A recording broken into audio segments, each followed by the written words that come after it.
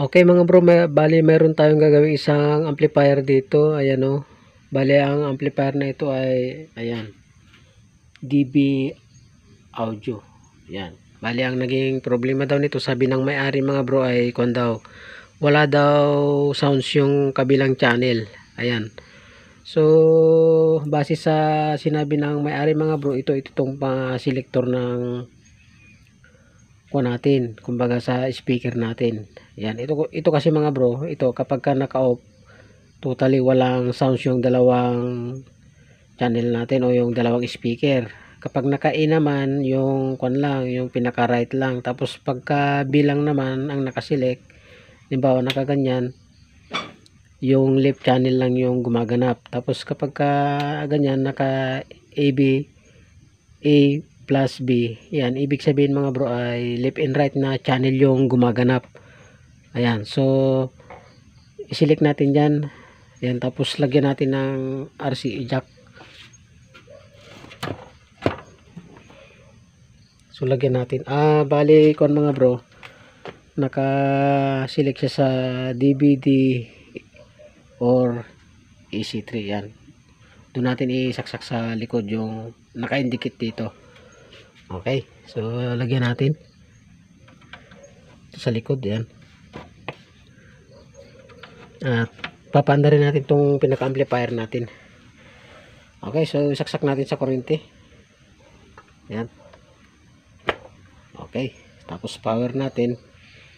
Bali ang nakalagay dito sa kanyang power mga bro, ayan o. Bali meron siyang power overload protect system lead indicator. Ayan, ang proseso nito mga bro, kapag halimbawa naka-red, yun yung kanyang magpo-protect siya kapag ka naka-red, pero pagka naka-green, okay siya. Okay, susubukan natin panda rin. Ayan, naka-red pa lang siya mga bro, antayin natin mag-green.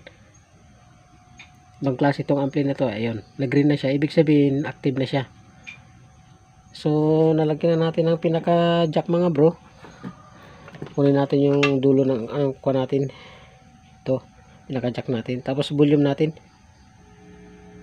Ayan, tapos sound check natin o titrace natin yung kanyang audio kung left and right.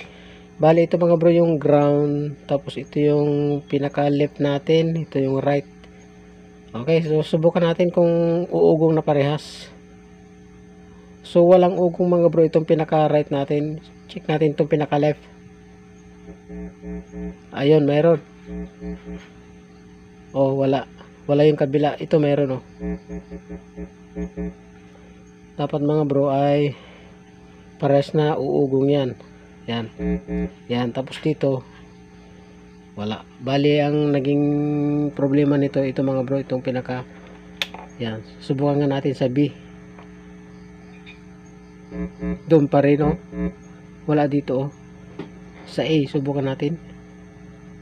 Ako lustrida, hindi na lumagitik ayun, wala pa rin, wala. Halos ayaw nang lumagitik yung iba. So ito ang pinaka suspect natin mga bro, ito pinaka switch niya na ito. Puna natin yung kanyang volume. Ayan, so ito yung pinaka main na suspect natin. Sira na ito kasi talagang pinit raw ng ito ng bata baka narusping na mga bro yung nasa loob niya. So ito ang gagawin natin dito ay pagkukunin na natin dito, pagsasama-samahin na lahat ito kasi mga bro ay puro ground itong pinaka selector natin, puro ground. Ayan so bali yung natin ito yung kulay black, itong nasa baba na ito ay puro ground na yan. Ayan yan. So pwede lang din dito kuskusan natin yung mga yan, yung mga pagitan ng mga pinaka foil nya, tapos pwede nating hinang-hinangan na ganyan. Ayan, so dito naman sa taas mga bro, ito yung pinaka positive natin, kaya ito yung naging puro negative. Yan, nagsisilik-silik siya kung alin ba yung gusto natin, kung naka A lang siya, kung nakabilang o naka A plus B, ganun. So ito yung pinakamadaling proseso mga bro, ikakat na lang natin ito, tapos pagsasama-samahin na lang natin para gagana yung kanyang left and right. Okay, so putulin natin ito. So tanggalin natin.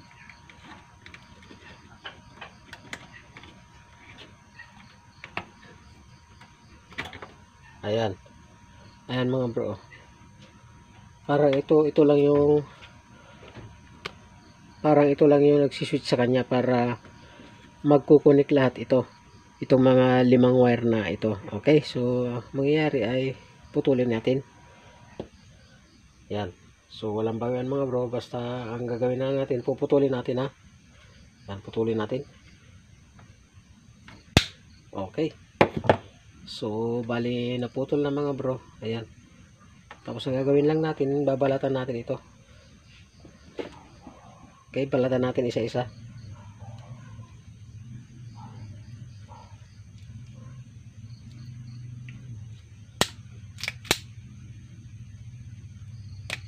Ayan. So balatan natin lahat. Ayan.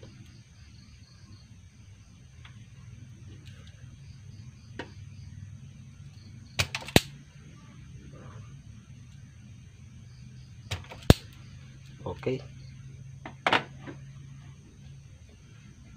So balatan pa natin yung dalawa.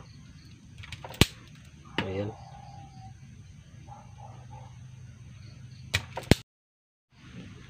Bali ang gagawin natin dito ay pagsasama-samahin natin lahat ng mga wire. Okay?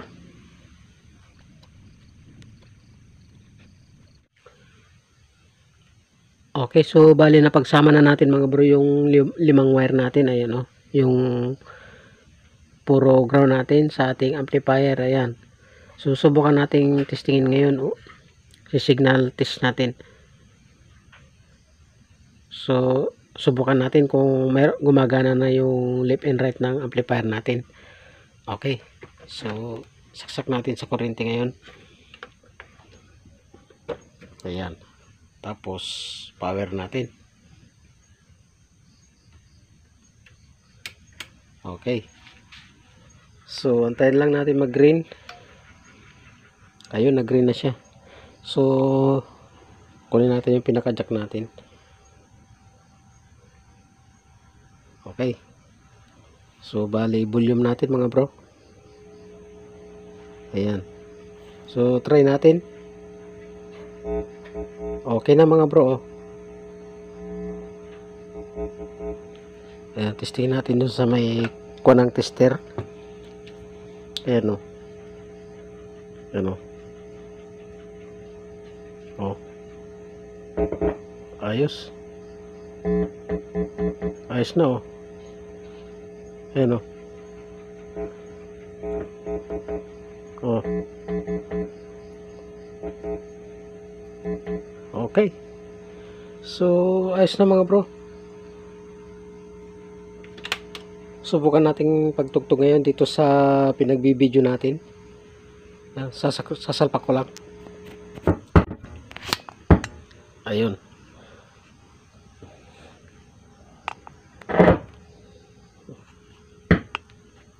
Tapos play natin. Suyop muna natin yung kanyang volume. Play natin ngayon.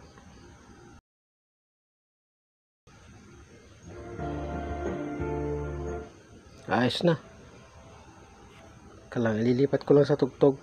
Baka makapirate tayo dun. Ayan. So dito tayo sa may rack.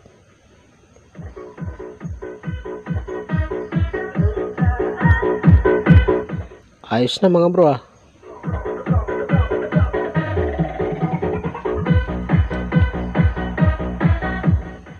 Okay.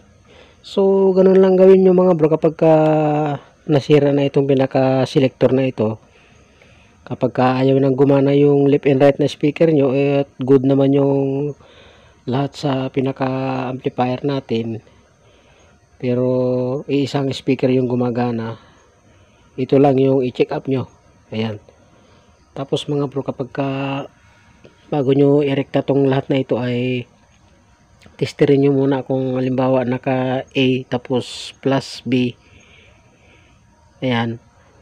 I-test nyo mga bro kung ano, may continuity lahat ito sa multitester natin, itong pinaka 5 wire na ito.